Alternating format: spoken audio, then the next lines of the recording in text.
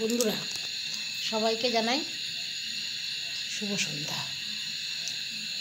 আজ এমন একটা জিনিসে আনন্দ করব, মানে অনুভূতি শেয়ার করব। আনন্দও লাগছে কথাটা বলতে, ওই জন্যই বললাম আনন্দ করব। সেটা হচ্ছে, আমরা ছোটোবেলায় অনেক বৌদিরা, তারপরে অনেক দিদি জামাইবাবু ইয়ার্কি মেরে মেরে বলতো, দিল্লি কা লাড্ডু जो খাওয়া তো পস্তায়া।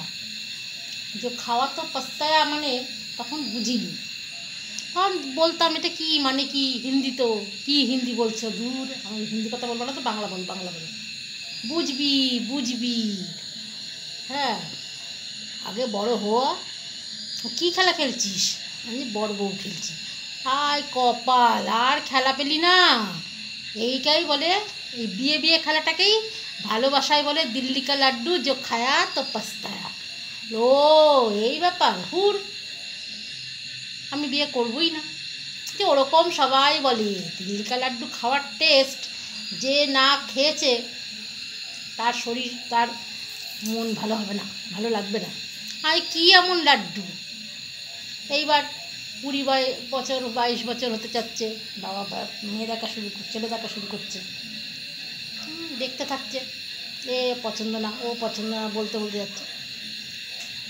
লাস্টে হলো, সে মানে এমন এক পেলাম, বলার ভাষা নেই। খুব নাটক দেখালো প্রথম। এইবার তার মুখোশ খুলছে, কি যে দিল্লি কা লাড্ডু, এইবার সেটা আমি হাড়ে হাড়ে বুঝতে পারছি। বিয়ে হলো, পারও করলাম 17টা বছর। সব কিছু নিয়ে জীবন মেনে নিয়েছি। ভালো মন্দ দ্বন্দ্ব বিবাদ থাকবেই, তাও মেনে নিয়ে দুজনে মিলে সুন্দরভাবে সংসার করছিলামও। হঠাৎ আমাদের সামনে বাধা হয়ে দাঁড়ালো 3rd স্টুডেন্টের মা।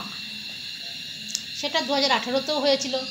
সেই স্টুডেন্টের মা যেহেতু LIC করেছে, ওই জন্য সে খুব ভালো তীর্থঙ্কর সারাক্ষণ। আবার এই 24-এ জুটেছে স্নিগ্ধা মল্লিক, তার মা। এবার তার যে কি তার চোখে পড়েছে, কি যে তার কি হয়েছে, যে একদম তাকে ছাড়া চলছেই না, তার মেয়েকে ছাড়া তার পড়ানো সম্পূর্ণ হচ্ছে না। মানলাম, ঠিক আছে, হতেই পারে। হঠাৎ কালকে সকালবেলায় পড়িয়ে গেছে 5 ঘন্টা, আবার রাতে এসে দৌড়াতে দাদা কই দাদা কই দাদা কই। তো এত মাথা গরম হয়ে গেছে, আমি বলেছি ওই যে স্নিগ্ধার মা ডাকছে, দৌড়াতে গেছে, বা আবার যাওয়ার কি কায়দা। হ্যাঁ দাদা, আমার মেয়েটাকে আমি একটু রেখে যাবো, আপনি একটু পড়াবেন, আজকে আমরা একটু এক জায়গায় যাব। আর কোথাও যাবে না, অন্য ছেলের সঙ্গে ফুষ্টি করতে যাচ্ছে, মেয়েকে এখানে রেখে, মেয়েকে নিয়ে যা, এইখানে তুই কেন দিয়ে যাবি। তাও আমার কপাল ভালো, বলেছে না আমি পড়াবো না, আমার খুব শরীর ক্লান্ত। তাও ভালো বলেছে, আমি তো বললাম মনে হ্যাঁ দিয়ে যান বলবে। আমি ভাবলাম তাহলে মনে হয় সূর্যটা কালকে আর উঠবে না। না, সকালে সূর্য উঠলো, যাক বাঁচা গেছে।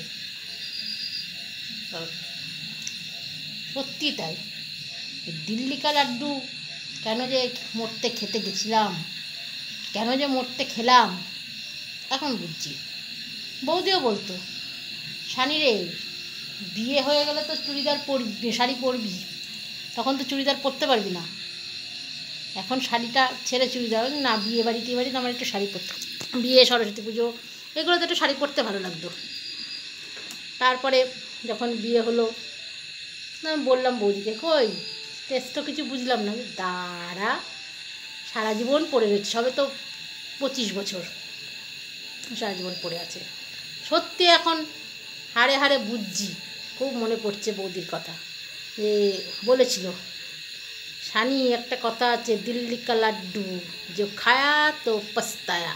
সত্যিই তাই, দিল্লি কা লাড্ডুর যে কী গুণ আর কি তার টেস্ট, হাড়ে হাড়ে পস্তাতে জীবনই নষ্ট হতে যাচ্ছে, এত সুন্দর টেস্ট। তা সবাইকে বলছি, কেউ কি আমার মতন আছো যে দিল্লি কা লাড্ডুর টেস্ট পেয়ে পস্তাতে পস্তাতে জীবন শেষ হয়ে যাচ্ছে? সেরম যদি জীবন কারোর থাকে প্লিজ কমেন্টে জানিও, তাহলে ভাববো যে আমার মতন দিল্লি কা লাড্ডু খেয়ে সে পস্তাতে পস্তাতে তারও জীবন শেষ, সেও এর টের পেল দিল্লি কা লাড্ডু যে কী জিনিস। তা যদি ভালো লাগে কমেন্টে জানাবেন। ধন্যবাদ।